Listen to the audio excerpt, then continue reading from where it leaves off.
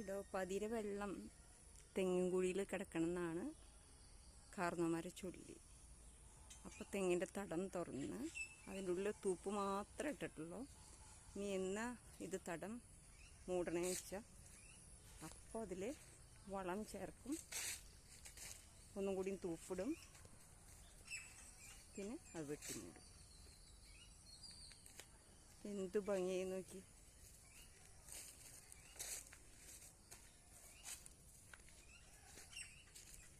ഇവിടുത്തെ ഓരോ തെങ്ങിനും പപ്പയുടെ ജീവനാണ്. ഇത്ര പപ്പ കൊണ്ടുവരുന്നിട്ടുള്ള തെങ്ങുകളാണ്.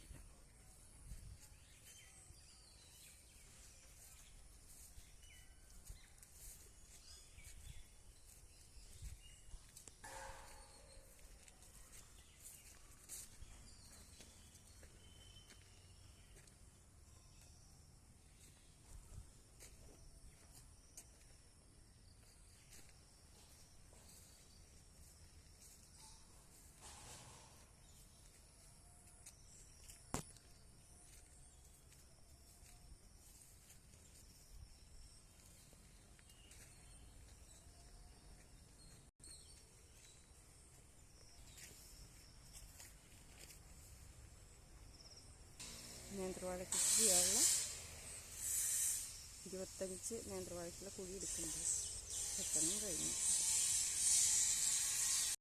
ഇതെല്ലാം വെട്ടി ശരിയാക്കാനുള്ള നേന്ത്രവാഴയ്ക്ക് പുല്ലുകൾ വെട്ടി വെടുപ്പാക്കിയിട്ട് വേണം കുഴി കുത്താൻ. ബാക്കി 17 കുഴിയും കൂടി ഇവിടെ കുത്തണം.